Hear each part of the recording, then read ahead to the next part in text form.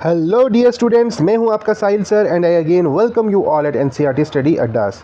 बेटा, आज के इस लेक्चर में हम लोग स्पेशली बात करेंगे for JK board students class 9th उनके एसएसटी के ज्योग्राफी के जो चैप्टर नंबर 1 है, इंडिया साइज़ एंड लोकेशन के बारे में।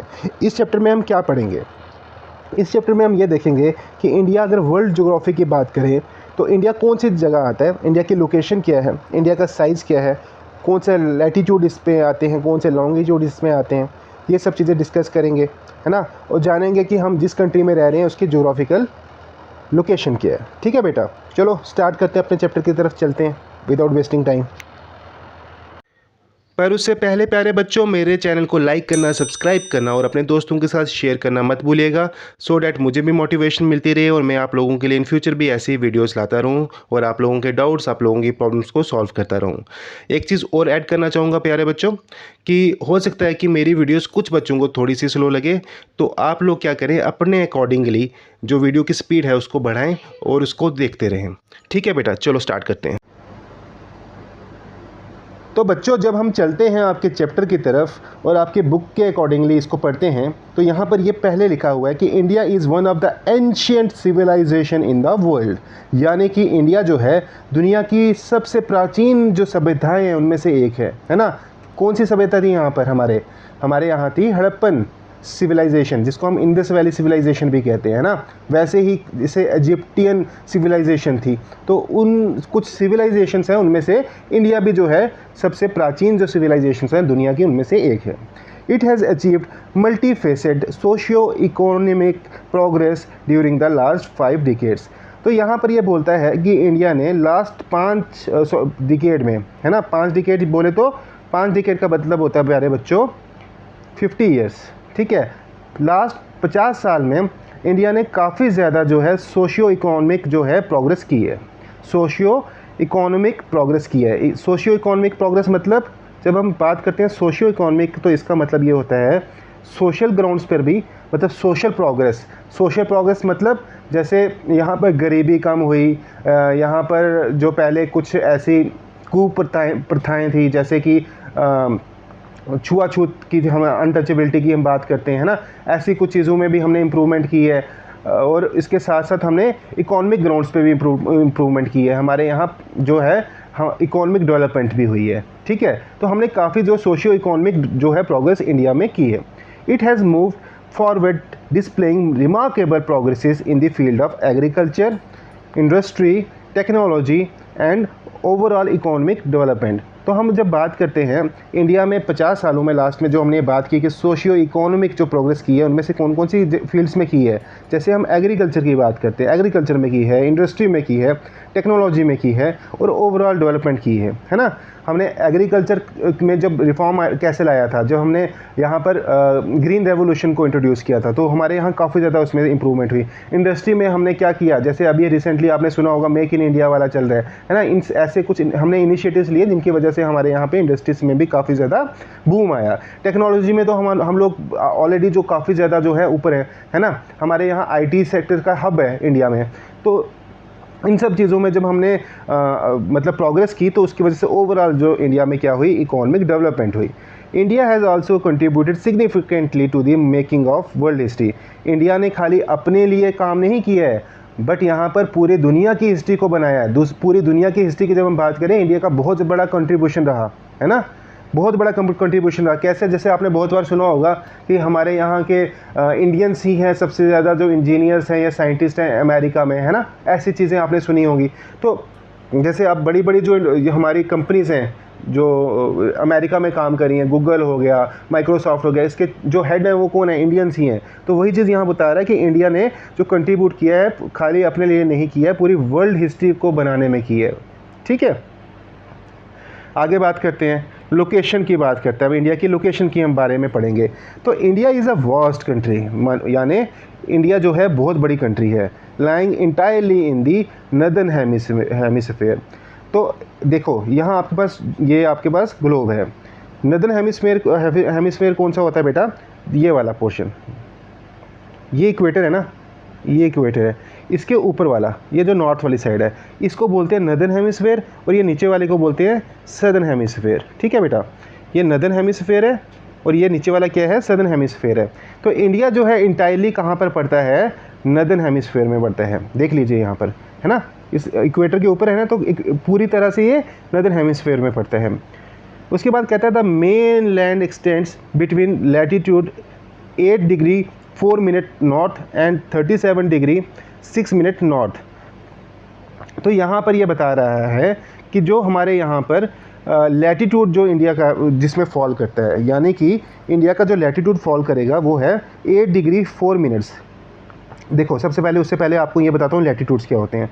ये जो लाइंस है ना, ये लाइंस जो ये देख रहे हो आप, ये 30 डिग्री, ये 40 डिग्री, ये 60 डिग्री, है ना, ये सब क्या हैं, ये हैं 45 डिग्री, सॉरी ये थोड़ा सा यहाँ पे ब्लर हो रहा है, पर यहाँ पे 45 डिग्री है, 30 डिग्री, 45 डिग्री, ये 60 डिग्री, ये 75 डिग्री नॉर्थ। ये सब क्या होते हैं, ये वाली लाइंस जो हैं ये होती हैं लैटिट्यूड्स। इनको आप कैसे याद रखोगे, क्योंकि ये लेटी हुई हैं, है ना, ऐसे लेटी हुई हैं, तो ये लैटिट्यूड्स हैं। तो इंडिया जो है, अगर इंडिया की बात करें तो ये कौन से लैटिट्यूड में पड़ता है, अगर इसका जो नदर्न जो इसका पॉइंट है ये वाला, और ये जो इसका सदर्न पॉइंट है ये वाला, अगर इनकी बात करें तो कौन से लैटिट्यूड में पड़ता है। देखो ये जो खाली जगह है ना बेटा बीच में, इसका मतलब ये नहीं कि यहाँ पे लैटिट्यूड नहीं है, ये सब जगह लैटिट्यूड है। जैसे ये डिग्री 0 डिग्री है तो यहाँ कहीं 1 होगा, यहाँ कहीं 2 होगा, यहाँ कहीं 3 होगा, ऐसे करते करते यहाँ क्या है 15 आया, यहाँ 30 आया, इसी तरह से।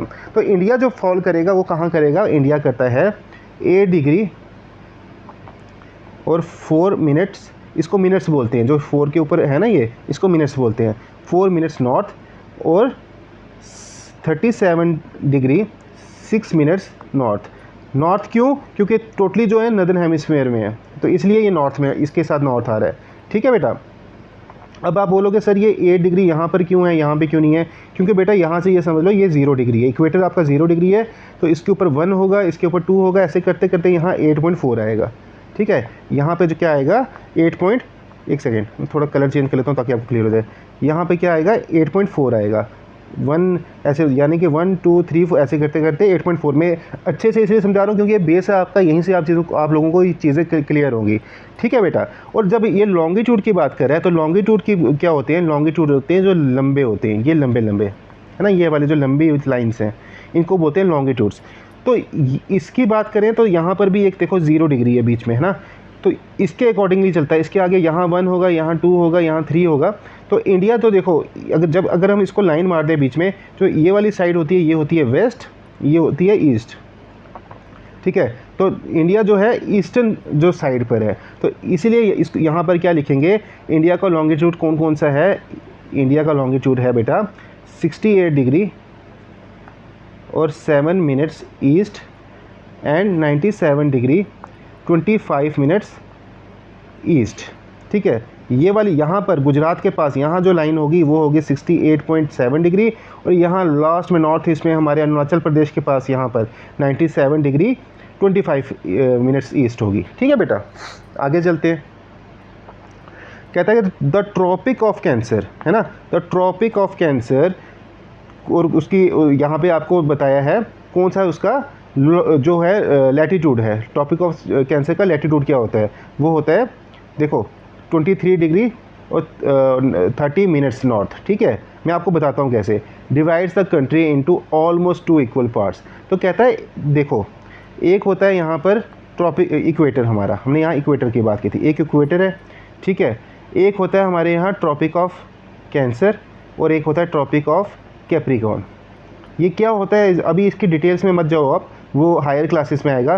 सिर्फ आप अभी समझो कि यहाँ 3 लाइंस होती हैं, एक इक्वेटर होती है, एक ट्रॉपिक ऑफ कैंसर होती है और ट्रॉपिक ऑफ कैप्रिकॉर्न होती है। तो ट्रॉपिक ऑफ कैप्रिकॉर्न जो है वो इंडिया को 2 इक्वल पार्ट्स में काटती है।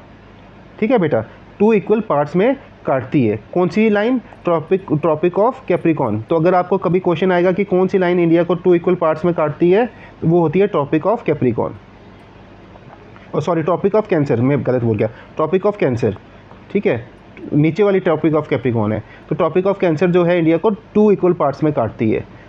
तो कहता है कि to the south east and south west of the mainland lie the Andaman and Nicobar island. तो कहता है कि इंडिया के देखो यहाँ पर अगर जाएं, यहाँ पर अगर आप आएँ तो सदर्न वेस्ट वाली साइड, यहाँ पर जो कौन सा है हमारे यहाँ पर आइलैंड्स हैं हमारे, लक्षद्वीप है देखो।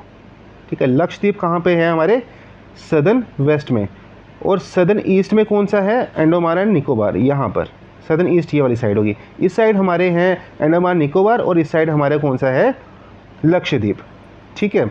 इन द बे ऑफ बंगाल, ये तो बताया इन्होंने, बे ऑफ बंगाल में एंड अरेबियन सी में। बे ऑफ बंगाल ये वाला इस समुंदर होता है। एक सेकंड में कलर चेंज कर लेता हूँ यहाँ पे फिर से, ये ग्रीन वाला कर रहा हूँ। देखो ये वाला जो सी है ना, ये वाला इसको बोलते हैं बे ऑफ बंगाल सी और इसको बोलते हैं अरेबियन सी। तो हमारा जो लक्षद्वीप है वो है अरेबियन सी में और हमारे अंडमान निकोबार कौन से हैं? बे ऑफ बंगाल में, ठीक है बेटा। आगे बात करते हैं। तो आगे जब जाएंगे तो साइज़ की बात करेंगे। हाँ, साइज़ की जब हम बात करेंगे, जब हम साइज़ की बात करेंगे बेटा, तो यहाँ पर हम क्या देखेंगे? इसको थोड़ा साफ कर लूँ मैं, फिर दिखाता हूँ। देखो कहता है कि the land mass of India has an area of 3.28 million square kilometre. तो इंडिया का जो लैंड मास है ना, लैंड मास यानी कि ये जो ये एरिया है, ये एरिया ये कितना है? 3.28 मिलियन स्क्वायर किलोमीटर। और India's total area account for 2.4% of the total geography of the world. देखो मतलब क्या वो कह रहा है, अगर हम पूरे वर्ल्ड की ज्योग्राफी की बात करें, पूरे वर्ल्ड की एरिया की बात करें, तो इंडिया उसका कितना परसेंट है? इंडिया उसका 2.4% है, ठीक है।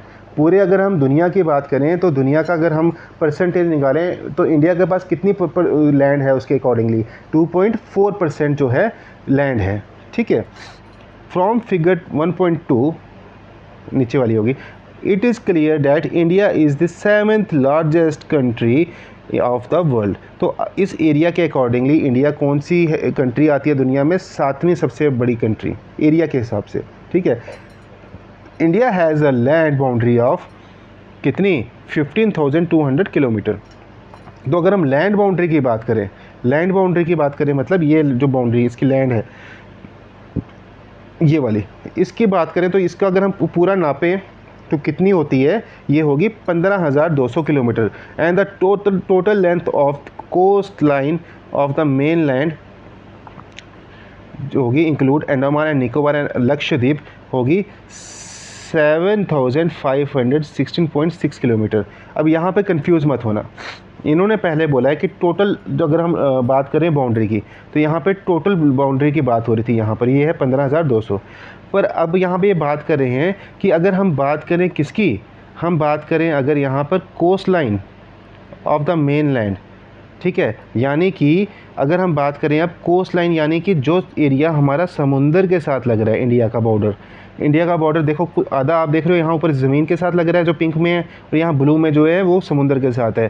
तो अब यहाँ पर आपको अंडमान और निकोबार और साथ में लक्षद्वीप जो है वो नज़र नहीं आ रहा है, तो उनको भी इंक्लूड करना, उनका भी तो बॉर्डर लग रहा है ना, वो तो इंडिया का हिस्सा है। तो इन सब को अगर हम नापें और इनका नाप के हमारे पास जो एरिया आएगा वो कितना आएगा? वो आएगा 7,516.6 किलोमीटर्स, ठीक है। India is bound by the young fold mountain in the north west, north and north east. India को क्या कर रहा है यहाँ पर? यंगफोल्ड माउंटेन्स यहाँ पर जो है नॉर्थ वेस्ट में, नॉर्थ ईस्ट में और नॉर्थ में है, यानी कि इस एरिया में इंडिया के यंगफोल्ड माउंटेन्स है। यंगफोल्ड माउंटेन्स कौन से होते हैं? हिमालयाज़ हैं, ठीक है। इंडिया में कौन से हिमालय माउंटेन्स को बोला जाता है यंगफोल्ड माउंटेन्स? वो हैं हिमालयाज़, ठीक है। तो इंडिया को इस वाले एरिया में हिमालयाज़ ने घेरा हुआ है, इसलिए यहाँ पर इनको बोला गया है यंगफोल्ड माउंटेन्स, ठीक है। South of about 22 degree north latitude it begins to taper and extend toward the Indian Ocean dividing it into 2 seas, ठीक। देखो तो कह रहा है कि अब यहाँ पर अगर हम बात करें साउथ की, तो साउथ की जब हम बात करते हैं यहाँ पर साउथ में जो है, यहाँ पे हम देखें तो इंडिया की जो साउथ की टिप है ना, वो समुद्रों को 2 हिस्सों में डिवाइड कर रही है। इस साइड कौन सा है? मैंने आपको पहले बताया था अरेबियन सी है, और इस एक सेकंड कलर चेंज करता हूँ, लाइट कलर है बहुत, और इस साइड कौन सा है? बे ऑफ बंगाल सी है ना, यही है ना। देखो इस साइड कौन सा बताया इन्होंने? अरेबियन सी जो आपके गुजरात वाली साइड है, और दूसरी साइड जो है आपके बताया है वेस्ट बंगाल वाली साइड, वो है बे ऑफ बंगाल, ठीक है। Look at figure 1.3 and note that the latitudinal and longitudinal extent of the mainland is about degree. तो कह रहा है, आप देखो पहले फिगर, ये देखो यहाँ हम देखते हैं फिगर को। कह रहा है कि अगर आप देखोगे इस फिगर में तो आपको दिखेगा कि अगर आप बात करोगे जो ईस्ट साइड जो आपका ये पॉइंट है और जो आपका वेस्ट साइड, सॉरी ये वेस्ट साइड जो ये पॉइंट है और जो ईस्ट साइड ये पॉइंट है, इन दोनों के जो डिग्रीज हैं, देखो 68 डिग्री 7 मिनट्स है और 97 डिग्री 25 मिनट्स हैं।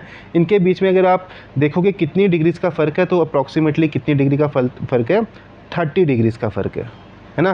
तो इतनी डिग्रीज़ का हमारे जो वेस्टर्न पॉइंट है और जो ईस्टर्न पॉइंट है इनमें फ़र्क है। ठीक है बेटा, आगे बात करते हैं। कहता है despite this fact the east west extend appear to be smaller than the north south extend. तो कह रहा है कि इसके बावजूद जो है हमारा जो ईस्ट वेस्ट एक्सटेंड है वो क्या लगता है, छोटा नज़र आता है as compare to north south extend. ठीक है, कैसे, क्या बताना चाहता है यहाँ पर, देखो यहाँ ये बताना क्या चाहता है, यहाँ पे देखो अगर आप यहाँ पे बात करोगे इस पॉइंट की और इस पॉइंट की, इनमें कितना डिफरेंस है, इनमें भी अप्रॉक्सीमेटली 30 डिग्री का ही फ़र्क है।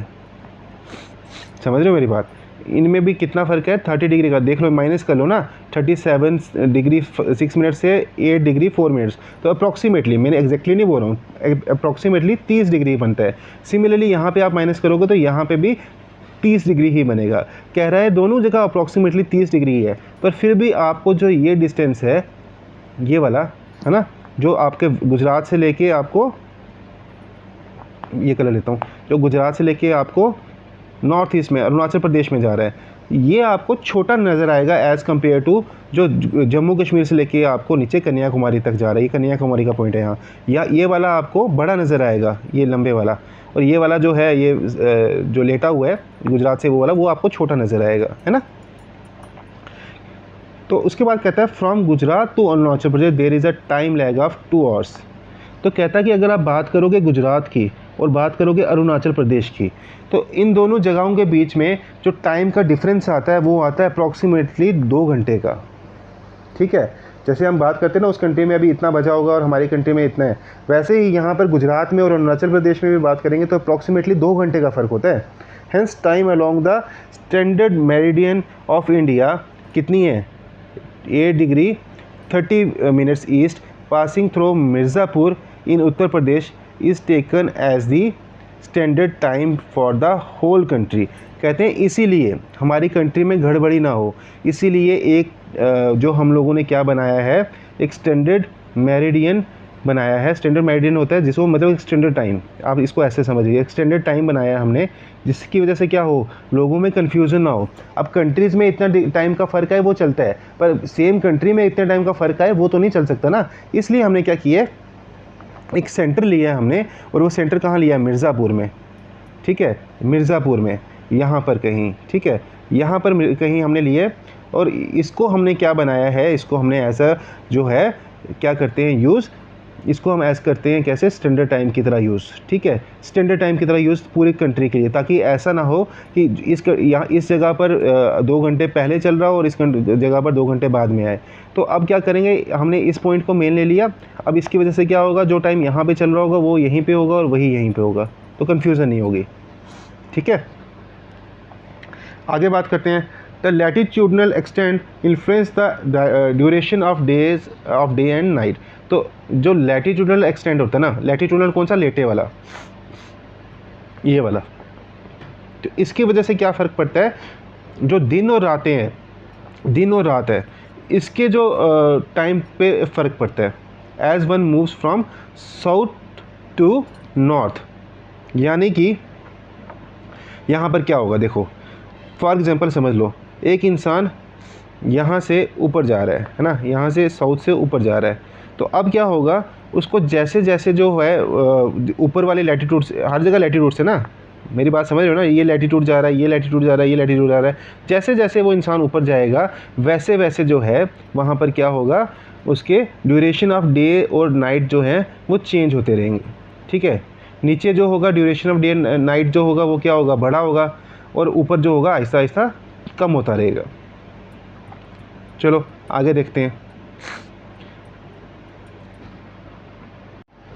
ठीक है जी, तो बेटा यहाँ पर ना आप लोगों के लिए एक बड़ा इंपॉर्टेंट सा क्वेश्चन दिया गया है। क्वेश्चन है कि why is the difference between the duration of day and night hardly felt at Kanyakumari, ठीक है, Kanyakumari, but not so in Kashmir. Question का मतलब ये हुआ कि ऐसा क्यों है कि जब हम कन्याकुमारी की बात करते हैं यहाँ पर जो दिन और रात का जो डिफरेंस है वो बहुत कम है, हार्डली फील होता है। बट जब हम जम्मू कश्मीर की बात करते हैं वहाँ पर हम लोगों को बहुत फील होता है। सर मतलब नहीं समझ आया, थोड़ा प्लीज़ एक्सप्लेन कीजिए। तो ओके कर लेते हैं। यहाँ पर देखो मतलब क्या हुआ, आप लोगों ने कई बार अपने बड़ों को बात करते हुए सुना होगा कि अब जो दिन हैं वो लंबे हो जाएंगे और रातें जो है छोटी हो जाएंगी। कौन से टाइम की बात होती है? समर्स में ऐसा बोलते हैं। और विंटर्स आती हैं तो क्या बोलते हैं? जो दिन हैं वो छोटे हो जाएंगे और रातें जो हैं लंबी हो जाएंगी। यानी कि क्या होगा? अंधेरा जल्दी हो जाएगा, है ना। तो ऐसा क्यों होता है कि कश्मीर में वो ज़्यादा होता है और जो कन्याकुमारी है वहाँ पर हम लोगों को ऐसा कुछ फील नहीं होता है, मतलब कि दिन और रात आलमोस्ट बराबर होते हैं। इसके पीछे रीज़न जो है ना बेटा वो है मेन लैटिट्यूड्स। देखो लैटिट्यूड्स मैंने आपको क्या बताया था, ये इक्वेटर है, ये 0 डिग्री पे है। फिर उसके बाद एक लैटिट्यूड यहाँ जा रहा होगा जिसको हम 1 डिग्री बोलेंगे, 2, 3, 4, 5, यहाँ पे 8 आएगा ना। हमने देखा था 8 डिग्री के पास है यहाँ पे। तो अब क्या होता है, जो कन्याकुमारी है वो कहाँ पे है? हमारे यहाँ पर है, सदर्न टिप पर, है ना, इस जगह पर है। अगर मैं इसको साफ़ करके आपको दिखाऊँ और दूसरे कलर से दिखाऊँ तो कन्याकुमारी है हमारे इस टिप पर, इस जगह। तो ये है सदर्न टिप। ये कौन से पॉइंट पे आता है? 8 डिग्री के पास। देखो हमारा सन जो होता है ना वो होता है यहाँ पर इक्वेटर के ऊपर। याद रखिएगा, सन हमेशा हमारा कौन सी लोकेशन होती है? इक्वेटर के ऊपर। इक्वेटर के ऊपर होने का मतलब ये हुआ कि जब सन यहाँ होगा तो उसकी रेस जो होंगी वो सीधा डायरेक्टली कहाँ जाएंगी? पहले इक्वेटर पर पड़ेंगी, फिर है ना इक्वेटर के पास वाले एरियाज़ पे यहाँ पर आएंगी। यानी कि ये जो कन्याकुमारी है इक्वेटर के पास वाला एरिया है, तो ऑलमोस्ट जो होगा पैरेलली नीचे आएंगी सन रेस। इस वजह से क्या होगा, जब सन रेस डायरेक्टली नीचे गिरेंगी तो इस वजह से क्या होगा, इस एरिया पर जो होंगी सन रेस जो होंगी इक्वली डिस्ट्रीब्यूट हो रही होंगी। यानी कि यहाँ पर डेज़ जो होंगी और नाइट्स जो होंगी ऑलमोस्ट बराबर हो जाएंगे, 12-12 घंटों की, ठीक है, 12-12 घंटों की, क्योंकि सन रेस जो हैं डायरेक्टली नीचे जा रही हैं, ठीक है। बट वहीं पे अगर हम बात करें कश्मीर की तो सन रेस ऐसे जा रही हैं, फिर यहाँ पहुँच रही हैं, तो काफ़ी ज़्यादा टिल्ट हो के यहाँ पहुँच रही है ना, काफ़ी ज़्यादा टिल्ट होके यहाँ पहुँच रही है। और ऊपर से थोड़ा जोग्राफिकल लोकेशन भी ऐसी है, तो यहाँ पर क्या होता है, सन रेज जो होती हैं टाइम लगाती हैं पहुँचने में। इस वजह से क्या होता है कि ये एरिया जो होता है यहाँ पर जो unequal distribution of sun rays हो जाती है। और दूसरा पॉइंट यहाँ पर एक और चीज़ होती है, देखो फॉर एग्ज़ाम्पल अगर आपका ये सन है, ठीक है, ये सन है और आपकी अर्थ यहाँ पर है। सबसे पहले तो याद रखना कि अर्थ हमेशा बिल्कुल गोल नहीं होती है, थोड़ी ओवल शेप होती है, ठीक है, थोड़ी सी ओवल शेप होती है। अगर हम अर्थ के बीचों बीच एक ऐसे लंबी सी पाइप डाल दें, ठीक है, इसको बोलेंगे एक्सिस, ठीक है, एक्सिस बोलेंगे। तो सन जो अर्थ होती है हमारी वो कभी भी ऐसे सीधा खड़ी नहीं होती है, याद रखिएगा। अर्थ हमेशा हमारी क्या होगी, टिल्टेड होगी, ऐसे होगी, ऐसे जा रही होगी एक्सिस। ये हमारा नदर्न हेमिस्फेयर होगा, ये सदर्न हेमिस्फेयर होगा। अब आपको मैंने क्या बताया था, कश्मीर जो है वो कहाँ पर है, और जो इंडिया कहाँ पर है, नदर्न हेमिस्फेयर पे, इस जगह होगा फॉर एग्जांपल इंडिया कहीं पे, ठीक है। तो अब सन रेज कहाँ पे पड़ रही हैं, सीधे यहाँ पड़ रही हैं और यहाँ जो है लेट पहुँच रही है सदर्न हेमिस्फेयर पे। तो अब यहीं पे जब अर्थ ये घूम कर इधर पहुँचेगी, इस साइड पहुँचेगी, यहाँ पर ये पोजीशन क्या हो जाएगी, यहाँ पर भी ऐसे होगी, अब पर ये ऐसे हो जाएगी, ठीक है। समझना, थोड़ा सा अगर ऊपर नीचे हो रहा है तो ऊपर उस पर इग्नोर करके इस चीज़ को समझ, कंसेप्ट को समझिएगा। अब अर्थ की पोजीशन ऐसे होगी। अब नॉर्थ हेमिस्फेयर है वो यहाँ हो जाएगा और साउथ हेमिस्फेयर यहाँ हो जाएगा, ठीक है।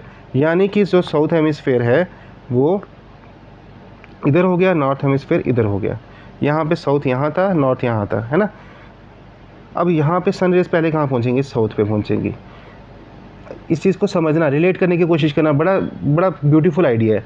मतलब यहाँ पर क्या होगा, अब अगर अब सन रेज पहले नॉर्थ हेमिस्फेयर में पहुँच रही है तो मतलब यहाँ समर्स होंगे नॉर्थ हेमिस्फेयर में। इस टाइम पर जब ये टिल्टेड ऐसे और यहाँ पर है ना, इस टाइम पर यहाँ पर समर्स होंगे।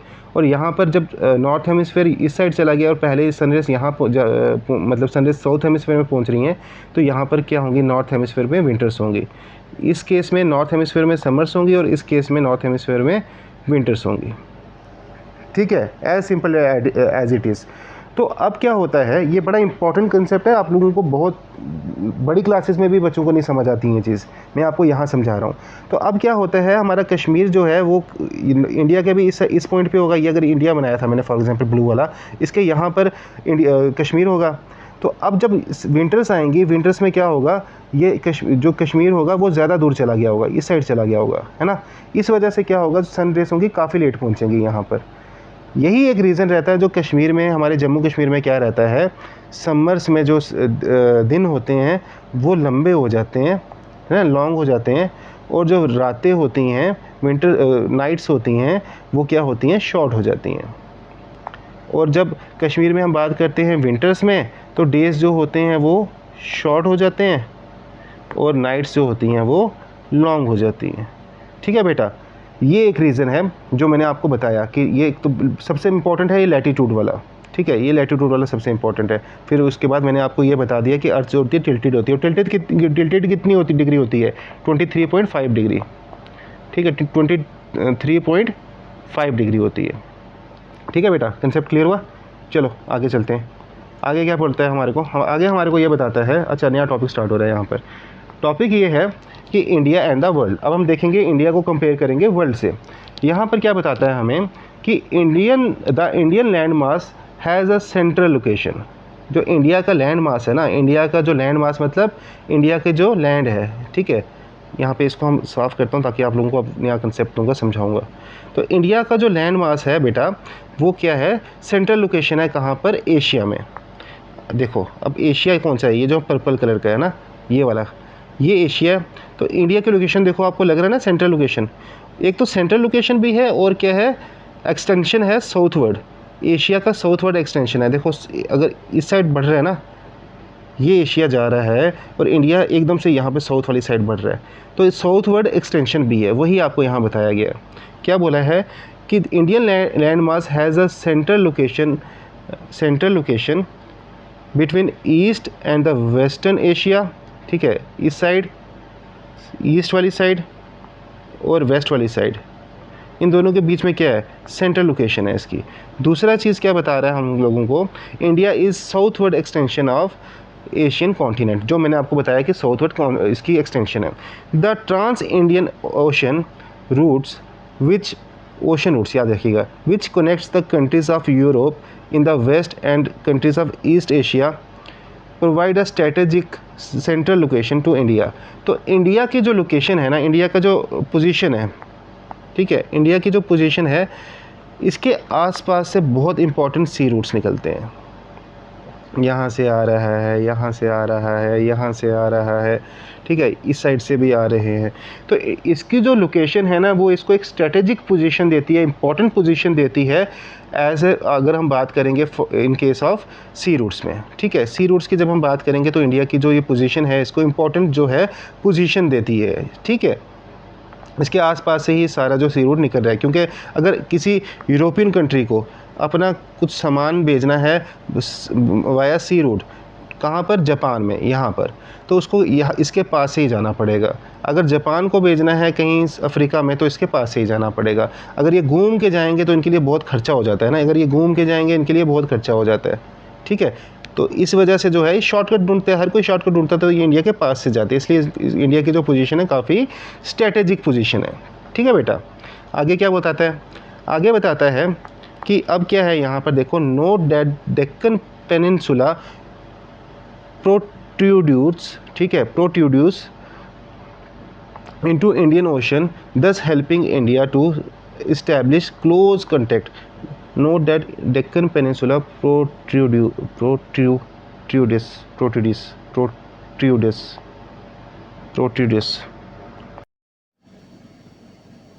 Note that the Deccan Peninsula protrudes into the Indian Ocean, thus helping India to establish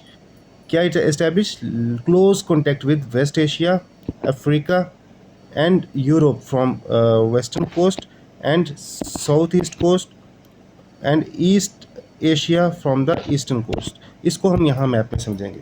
कहता है कि इंडिया का जो, देखो यहाँ पे मैं पहले आपको साफ करके समझाऊँ। देखो कहता है कि इंडिया की जो ये जो डेक्कन पेनिनसुला है ना, डेक्कन पेनिनसुला क्या है, ये है जो इंडिया का ये पोर्शन बाहर निकला हुआ है ना, तो ये क्या है, ये इसको ये पोजीशन देता है कि ये अपने जो है अच्छे रिलेशन बनाए किसके के साथ। आप वेस्ट एशिया की बात कर लो, ये वाला एरिया जहाँ पे हम सऊदी अरेबिया वगैरह ये सब है, या फिर आप अफ्रीका की बात कर लो या यूरोप की बात कर लो, तो ये इनके साथ अच्छे रिलेशन बनाता है।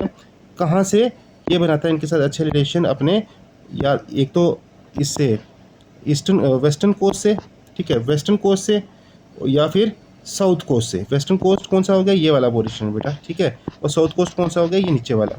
तो अब इनके साथ अगर रिलेशन बनाने हैं तो इसी कोस्ट से बनेंगे ना, तो इन कोस्ट से क्या करता है, ये अपने रिलेशन बनाता है अच्छे किसके, इन कंट्रीज़ के साथ। और अगर हम बात करें ईस्ट एशिया की, इन कंट्रीज़ की, तो इनके साथ रिलेशन कैसे बनाता है अच्छे, अपना ये बनाता है अपने ईस्ट कोस्ट की वजह से। ईस्ट कोस्ट कौन सा हो गया, ये वाला हो गया, इस साइड से, इनके साथ इस साइड से बनाएगा। तो यही चीज़ सिंपल सी बात है, ये यहीं पे ये बता रहा है कि अगर इन कंट्रीज़ के साथ अच्छे रिलेशन बनाने हैं तो इस कोस्ट का यूज़ करेगा, और अगर इन कंट्रीज़ के साथ ईस्ट वाली कंट्रीज़ के साथ इनको अच्छे बनाने हैं तो वो किसका यूज़ करेगा, अपने इनका करेगा, ठीक है। यहाँ पर सिंपल इतनी सी बात है। आगे बात करते हैं, आगे क्या बता रहा है, क्या बता रहा है कि no other country has a long coastline on Indian Ocean as India has, and indeed it is India's eminent position in the Indian Ocean which justify the naming of ocean after its name।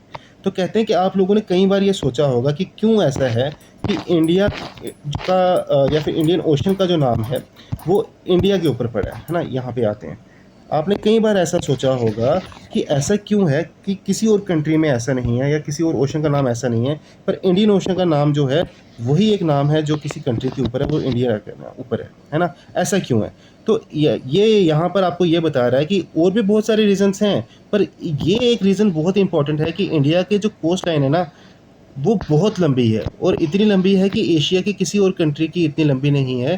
That's why जो इस सी को नाम ये दिया गया, या इस ocean को नाम दिया गया, वो किस पे दिया गया, इंडिया के ऊपर दिया गया ना, क्योंकि इंडिया की जो कोस्ट लाइन है वो काफ़ी ज़्यादा लंबी है और किसी और कंट्री की जो है इतनी लंबी नहीं है एशिया में। तो ये काफ़ी बड़ा एक रीज़न बनता है जो जिस वजह से इंडियन ओशन को जो ये नाम दिया गया इंडिया के ऊपर, ठीक है बेटा। आगे बात करते हैं, आगे क्या बता रहा है।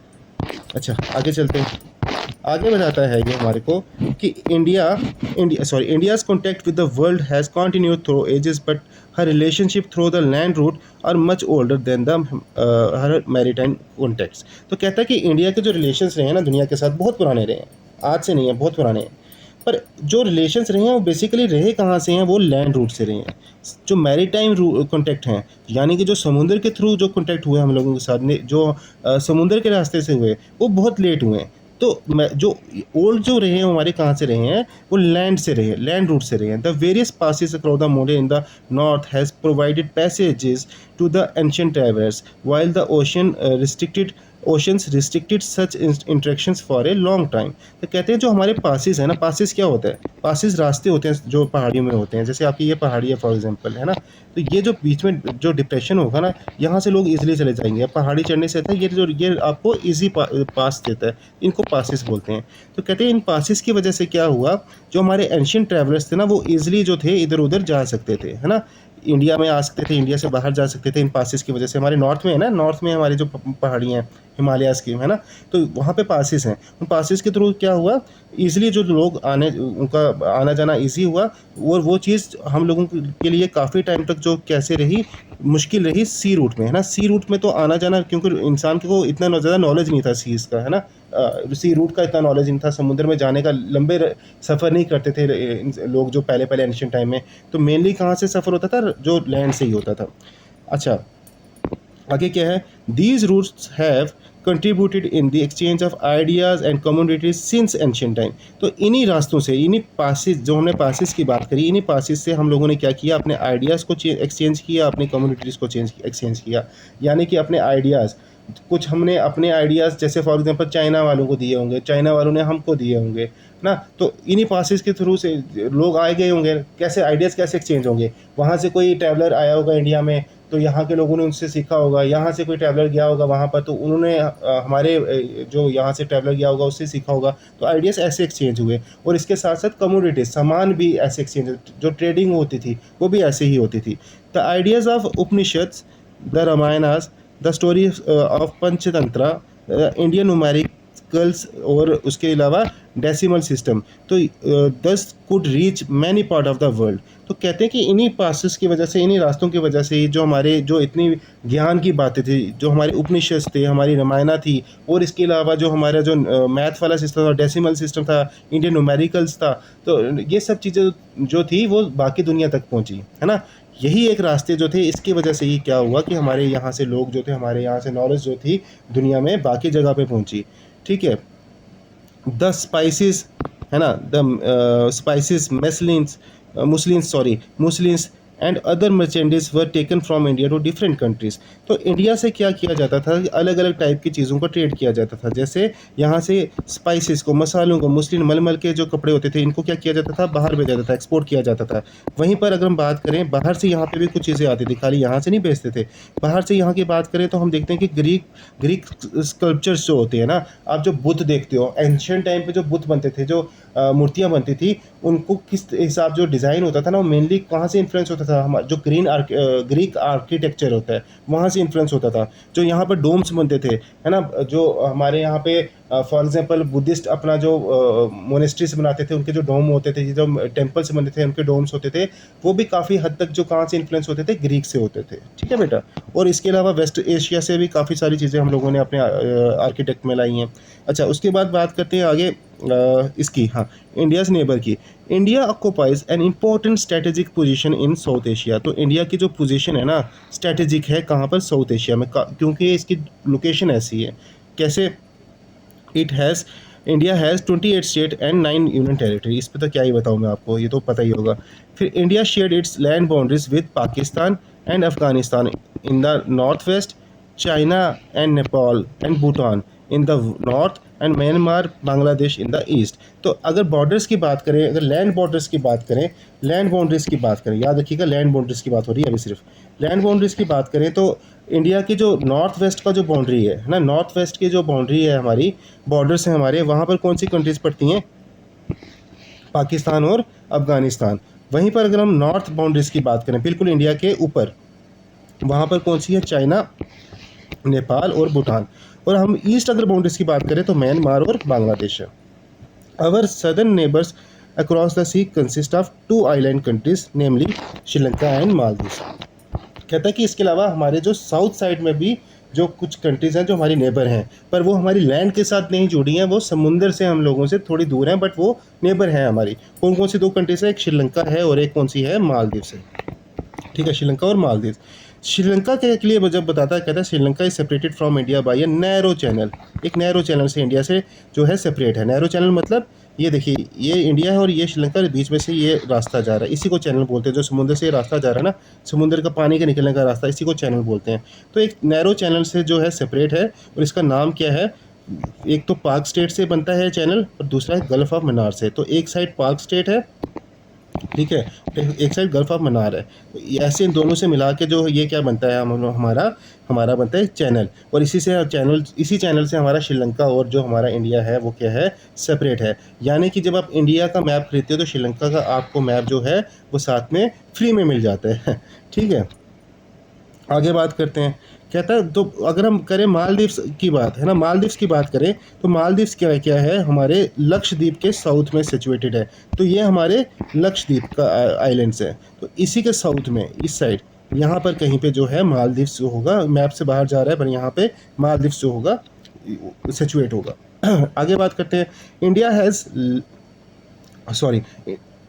सॉरी बेटा, India has had strong geographical and historic links with her neighbours.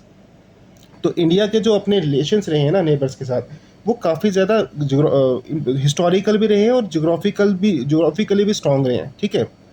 मतलब एक सेकंड में, गला थोड़ा ख़राब हो रहा है। यहाँ पर कहने का मतलब ये हुआ कि इंडिया की जो पोजीशन है, इसकी वजह से क्या हुआ है कि इसके जो जोग्राफिकल पोजीशन है, इसकी वजह से जो अपने रिलेशंस इसके नेबर के साथ हैं वो क्या है, अच्छे रहे हैं।